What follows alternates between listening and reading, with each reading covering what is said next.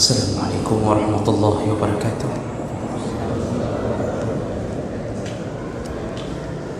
Alhamdulillahi rabbil alamin. Wassalatu wassalamu ala nabiyyina Muhammadin wa ala alihi wa ashabihi ajma'in. Amma ba'd. Rabbi shrah li sadri wa yassir li amri wahlul 'uqdatam min lisani yafqahu qawli. Segala puji bagi Allah, kemudian salawat dan salam kepada Rasulullah, pada keluarga dan seluruh sahabat-sahabatnya.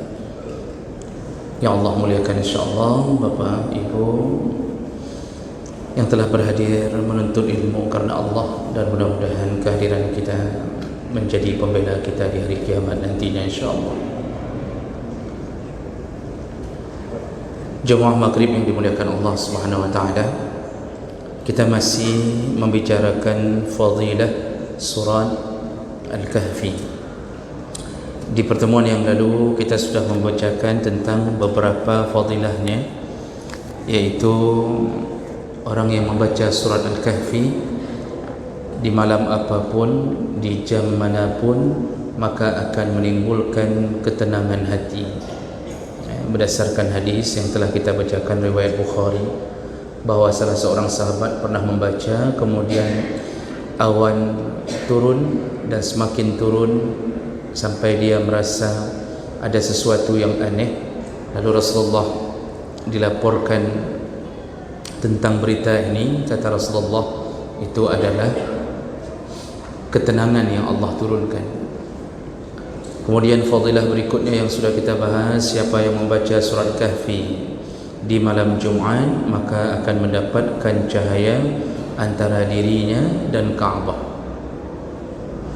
Sekali lagi perlu kita jelaskan, ini bukan cahaya yang bentuknya sinar seperti lampu, tetapi ini kiasan dari Rasulullah melambangkan kebaikan yang begitu luasnya antara sampai seperti jarak antara dia dan Kaabah. Kemudian yang membaca surat Kahfi di malam Jumat akan mendapatkan cahaya di antara dua Jumat. Itu sama kiasan dari Rasulullah tentang kebaikan yang akan dilakukan oleh orang yang membaca surat Kahfi. Kemudian yang membaca surat Kahfi di malam Jumat diampuni dosanya di antara dua Jumat. Sekali lagi perlu kita jelaskan bahawa maksud diampuni di antara dua Jumat bukan rekomendasi setelah baca surat Kahfi boleh melakukan dosa dengan jaminan sudah diampunkan ke Jumat berikutnya. Bukan begitu maksudnya. Tapi siapa yang membaca surat Kahfi di Jumat ini, maka Allah akan hindarkan dia untuk terjatuh ke dalam dosa besar sampai Jumat yang akan datang. Jadi dia berada di dalam perlindungan Allah Subhanahu wa taala. Dan yang tersisa kita terputus karena waktu, yaitu fadilah yang kelima dari surat Kahfi, yaitu barang siapa yang membaca dengan rutin atau menghafalnya lebih baik, yaitu 10 ayat pertama dari akhir surat Kahfi, maka dia akan diselamatkan dari fitnah Dajjal. Rasulullah sallallahu alaihi wasallam menyebutkan dalam hadis riwayat Abu Dawud, An-Nasa'i.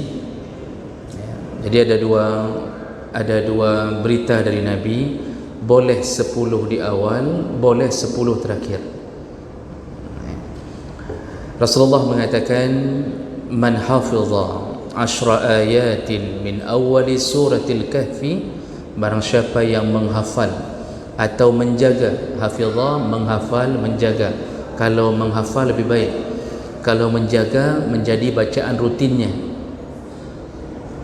10 ayat min awali surah Al-Kahfi, 10 ayat dari awal surat Al-Kahfi, usima min Dajjal, dijamin dia akan lepas, selamat, terlindungi dari fitnah Dajjal. Nabi kalau mengatakan sesuatu maka tidak mungkin dia mengatakannya karena meraba-raba maksudnya. Wa ma yantiqu 'anil hawa in huwa illa wahyu yuha. Semua kalimat Nabi itu keluar dari wahyu Allah. Cuma ada yang dikhususkan bahagian yang diturunkan ke Nabi menjadi Al-Quran.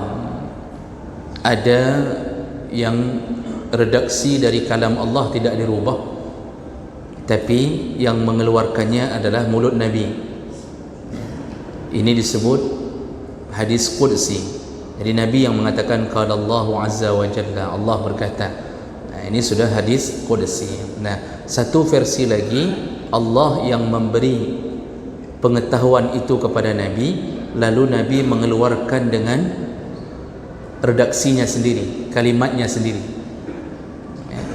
Dan kalimat Nabi terjaga dari lisan yang buruk. Nah, ini benar-benar hadis Nabi sallallahu alaihi wasallam.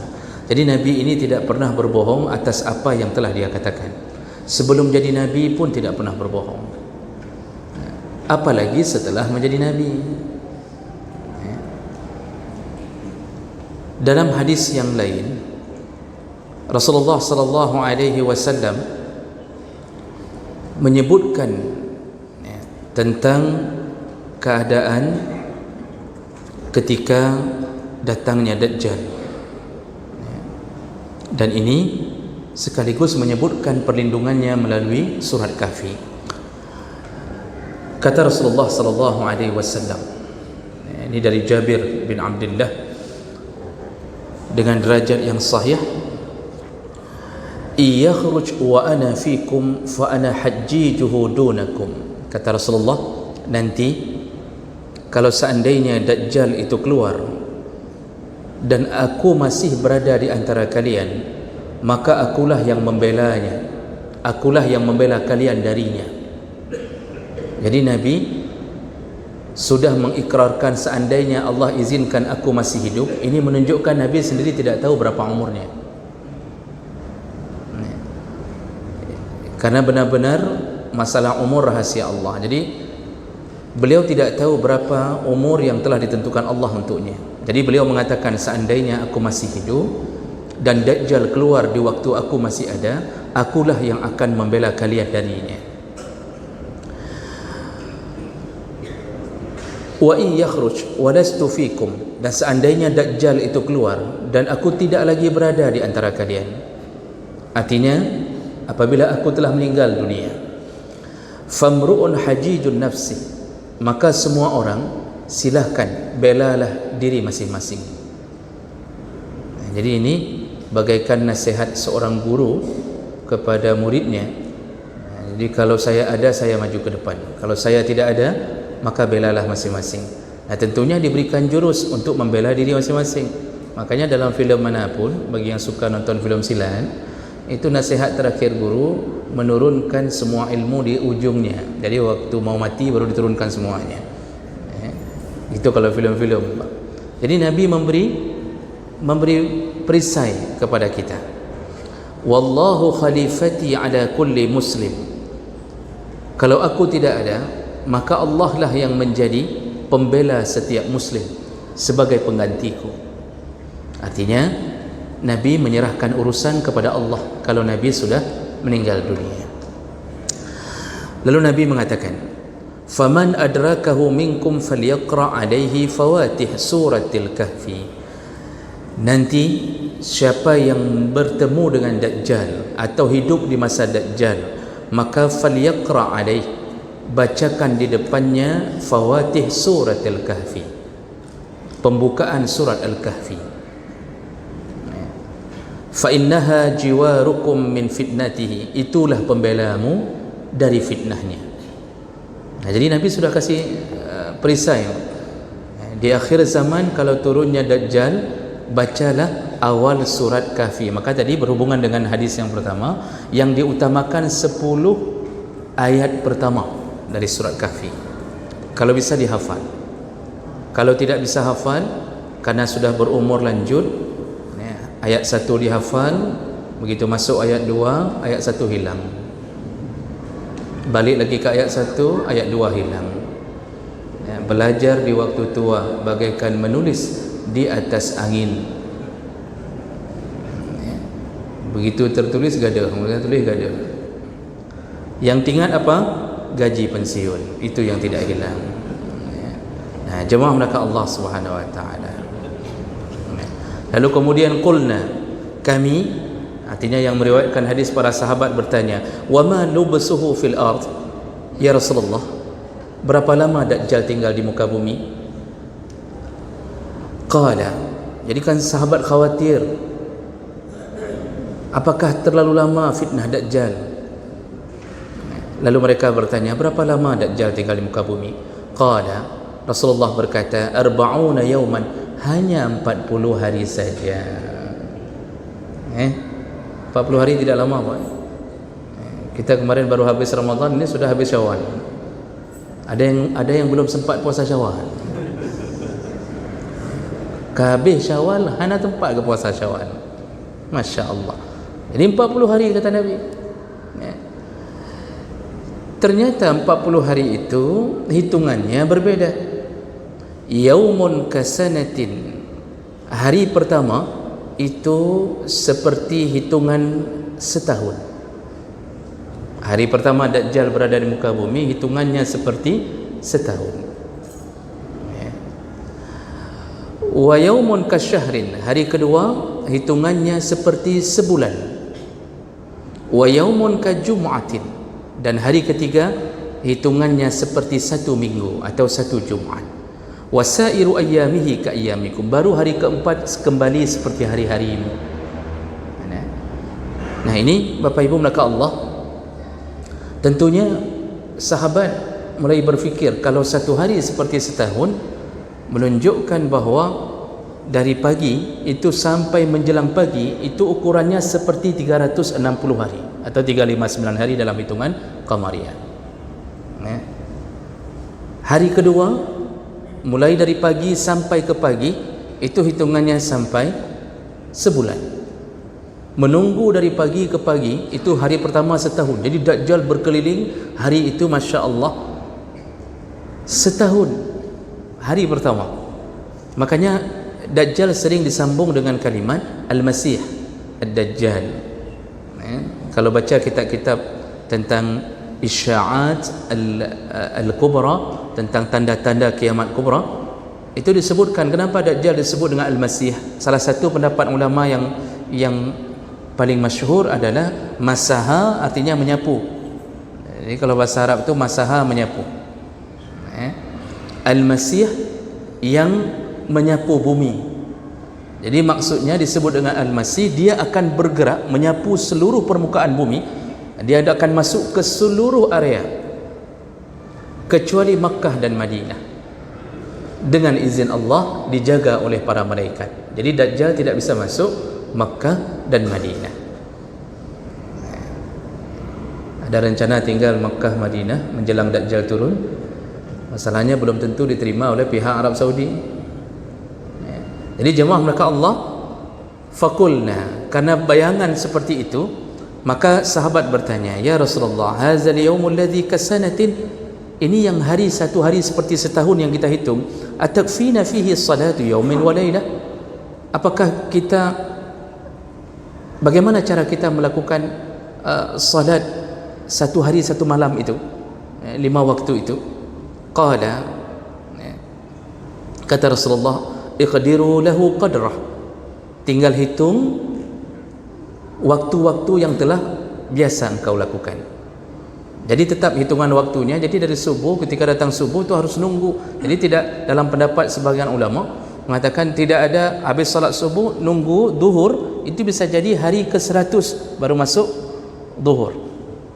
Jadi nunggunya tetap ketika matahari sudah tergelincir. Hitunglah seperti hari-hari kalian menghitungnya, kata Rasulullah. Setelah hari-hari tersebut, jadi memang ini hari-hari yang aneh, Bapak Ibu maka Allah, dan itu mudah terjadi dengan izin Allah. Allah bisa rubah apapun. Kita awal-awal tsunami musim berubah, tidak jelas lagi mana musim hujan, tidak jelas lagi mana musim panas. Awal-awal tsunami Di Berber tiba-tiba musim panas, setelah itu tiba-tiba musim hujan. Itu baru kecil Allah lakukan. Allah bisa buat sebesar-besarnya pergantian, dan itu mudah bagi Allah. Membulak-balikkan bumi mudah bagi Allah. Allah bisa buat matahari yang terbit dari sebelah timur menjadi terbit dari sebelah barat. Lalu kemudian setelah hari-hari tersebut, kata Rasulullah, summa. Rasulullah memakai summa. Jadi dalam bahasa Arab antara fa dan summa punya perbezaan maksud. Kalau dipakai fa, maka itu tidak ada jeda. Kalau dipakai summa, ada jedanya. Jadi fa setelah lakukan satu perbuatan langsung masuk perbuatan lain, itu fa. Kalau summa itu ada jeda. Itu ada jedanya. Sama dengan kalimat ba'da dengan aqbu. Kalau ba'da itu ada jeda, kalau aqbu tidak ada jeda. Makanya zikir setelah salat itu disebut dengan muaqibatus salat, zikir-zikir aqbus salat. Maksudnya habis salat langsung zikir. Jadi tidak ada jeda. Jadi jangan bicara dulu, dan nanti salat sunnah itu dilakukan setelah berzikir. Summa, kemudian setelah hari-hari itu berlalu, yanzilu Isa bin Maryam 'indal manaratil bayda syarqiyyin Dimashqa. Setelah Dajjal turun selama hari-hari yang ditentukan Allah, lalu tidak lama kemudian baru turunlah Isa alaihi salam, Isa bin Maryam. Di mana dia turun? Di Menara Putih di Damaskus, di sebelah timur Damaskus, Syria. Fayudrikuhu 'inda babil luddin fayaqtuluhu. Isa kemudian mengejar Dajjal sampai ke bab Lud. Ahli sejarah mengatakan bab Lud, pintu Lud ada di salah satu pintu Masjidil Aqsa. Wallahu alam, nama-nama pintu saya tidak tahu semuanya karena kita tidak berkunjung ke sana. Tapi ada salah satu pintu yang disebut dengan Babul Lud. Bukan Lut, bukan Nabi Lut, Luddun. Wallahu alam, dari mana asal katanya Allah alam. Disitulah Isa menemukan Dajjal yang bersembunyi dari kejaran Isa alaihi salam. Nah kemudian fayaqtuluhu, lalu kemudian Isa alaihi salam membunuh Dajjal. Jadi ujung cerita tentang Dajjal kita sudah tahu. Rasulullah yang memberitahunya, dia akan terbunuh. Ada orang yang mengatakan alhamdulillah terbunuh juga akhirnya. Betul dia terbunuh, tapi yang menjadi dahsyat adalah fitnahnya. Bisa jadi sebelum dia terbunuh kita telah terjebak ke dalam fitnahnya. Fitnah ini yang lebih penting kita perhatikan daripada proses pembunuhan. Usaha pembunuhan itu pasti dibunuh oleh Nabi Isa. Nanti ada hadis yang menyebutkan bersama Imam Mahdi. Jemaah melakukan Allah Subhanahu wa taala. Nah, kemudian setelah hadis-hadis ini, jadi kita tahu dulu bahwa ternyata begitu pentingnya membaca surat Kahfi di malam Jumaat atau setiap hari, terutama 10 awal atau 10 akhir, untuk menjaga-jaga diri dan keluarga dari fitnah Dajjal. Kita ini berada di akhir zaman. Semua yang kita baca ini akan turun mendekat ke kita. Kalau tidak terjadi pada masa kita, terjadi pada anak, paling kurang ke cucu kita mungkin sudah terjadi. Karena ini tidak lama lagi, semua yang Allah kabarkan, Nabi kabarkan telah datang. Jemaah melakukan Allah Subhanahu wa taala. Kemudian yang menjadi pertanyaan yang jarang terfikirkan oleh orang banyak, kenapa surat Kahfi yang disuruh baca? Padahal dalam surat Kahfi tidak dibicarakan masalah Dajjal.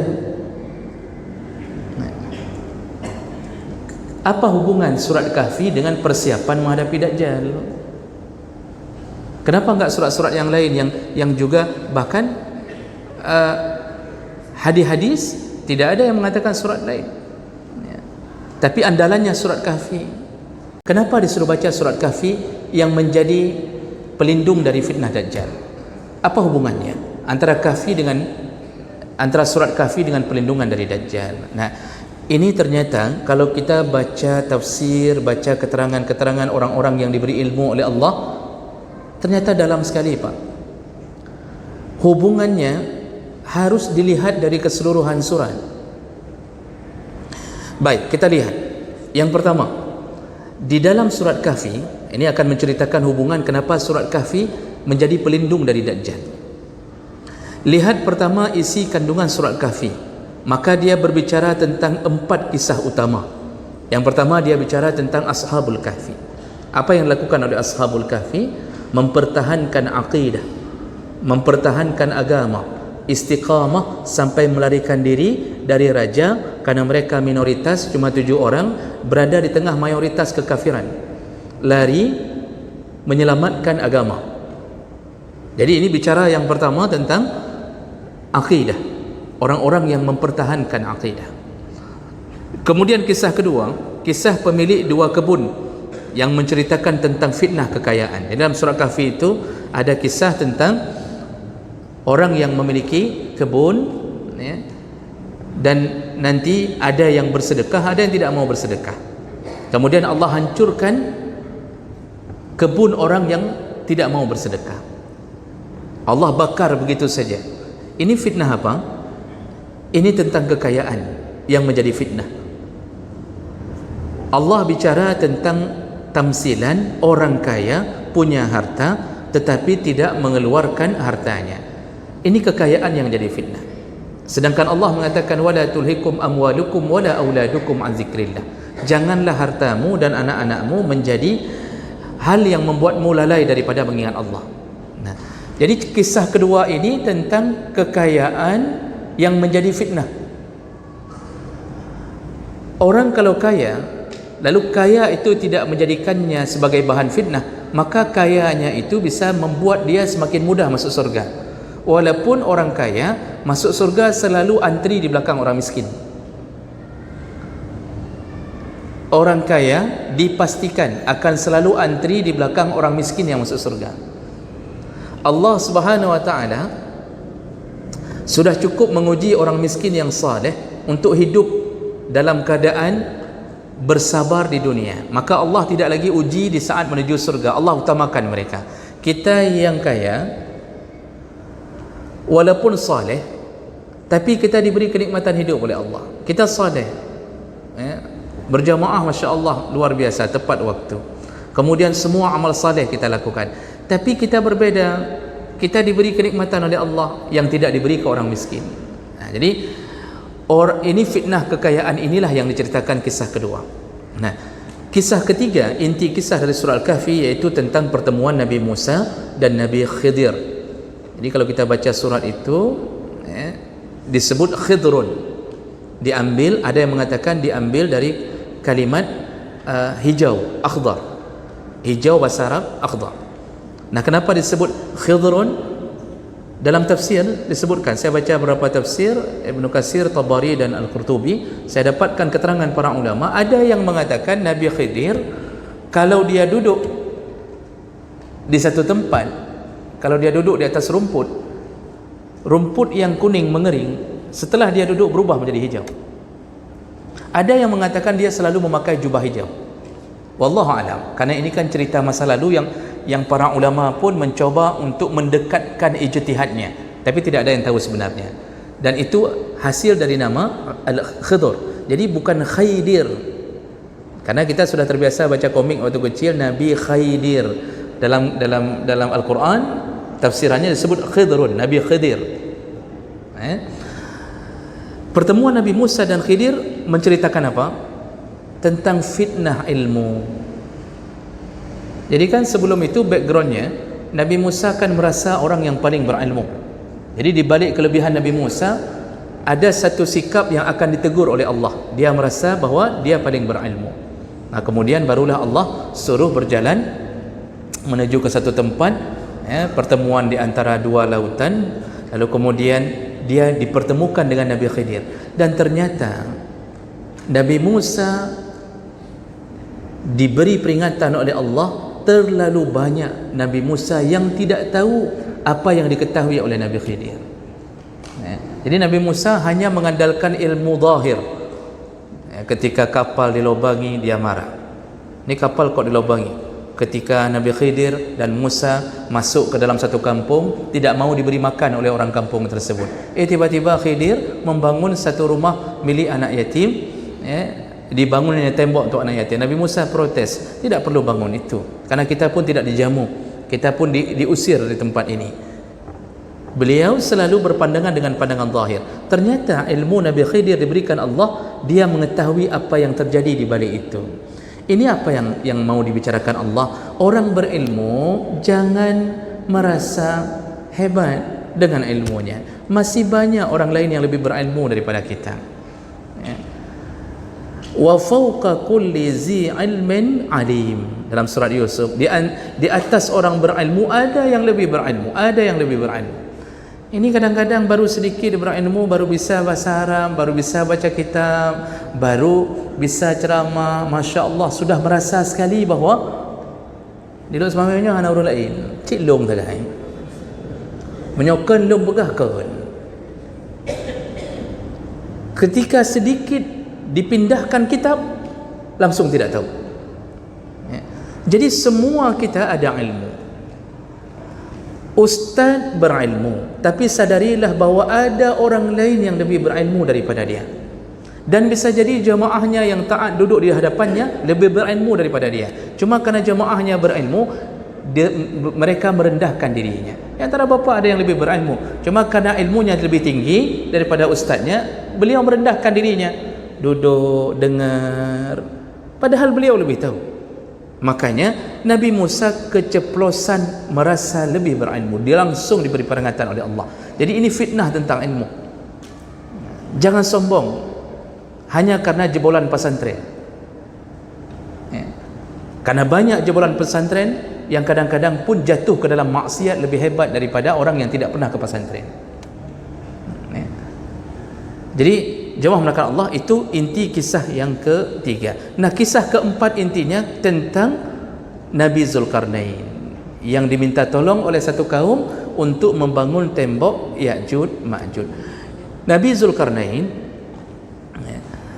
ini diberi ilham oleh Allah untuk membuat tembok, mencampurkan antara besi dan tembaga, dipanaskan lalu dibuat tembok. Wallahu alam di mana tembok ini, wallahu alam. Tapi intinya Nabi Zulkarnain ini adalah raja yang adil. Jadi keempat ini bicara masalah apa? Kisah ini bicara tentang fitnah kekuasaan. Allah ingin contohkan, jadilah seperti Nabi Zulkarnain, menjadi raja di mana-mana. Dia adil, memerintah adil, mempertahankan rakyatnya. Sampai satu rakyat, ada yang mengatakan daerah yang ditempatkan Nabi Zulkarnain untuk membentengi Ya'juj Ma'juj, saya baca dalam satu dua buku, ada yang mengatakan di sekitaran sungai, di sekitaran Amerika Latin, di Amazon, Amerika Selatan. Ada yang mengatakan daerah Amazon itulah tempat Nabi Zulkarnain mendirikan benteng untuk menghalang Ya'juj Ma'juj. Intinya, yang rakyat duduk di ujung pedalaman, dia tetap menyempatkan waktu untuk membela rakyat. Jadi bicara tentang raja-raja yang banyak tidak adil. Allah memberi contoh tentang jadilah seperti Zulkarnain. Nah, baik, empat kisah ini. Kemudian apa hubungannya dengan Dajjal sehingga kita disuruh baca dari empat kisah ini, disuruh ulang-ulang tiap malam Jumaat, disuruh tahu. Ternyata para ulama mengatakan Dajjal turun dengan empat fitnah ini. Ketika Dajjal turun, dia membawa dan merusak orang-orang mukmin dengan empat fitnah ini. Yang pertama tadi fitnah agama. Dia akan palingkan agama dari kita, macam cara, baik dengan kekerasan atau tidak kekerasan. Artinya kita diwajibkan pindah agama. Kalau tidak pindah agama, dia akan menawarkan nerakanya. Sampai kata Rasulullah, kalau datang Dajjal, dalam hadis, inti daripada hadis, kalau datang Dajjal memaksamu untuk pindah ke dalam agamanya, mengikuti dia, maka kalau disuruh pilih neraka, jadi di tangan kanannya neraka, di tangan kirinya surga yang dia nampakkan. Kalau pilih agamanya, dia masukkan ke surga di tangannya. Kalau pilih tidak memilih agamanya, dia masukkan ke neraka. Apa kata Rasulullah? Pilihlah nerakanya, maka engkau akan merasa sejuk di dalamnya. Jadi sudah tahu Pak, harus lompat ke mana? Lompat ke neraka Dajjal. Dia kata Dajjal nanti kalau tidak pindah, kusembelih atau kumasukkan, kubakar. Kata Rasulullah sudah kasih tahu, pilihlah nerakanya, engkau akan merasa sejuk di dalamnya. Kan teorinya kan enak. Oh begitu, berarti tinggal pilih saja, kan begitu kan. Tapi nanti kenyataannya tidak begitu, Pak. Sekarang saja orang jangankan neraka, baru ditawarkan jabatan yang menuju ke neraka dia terima.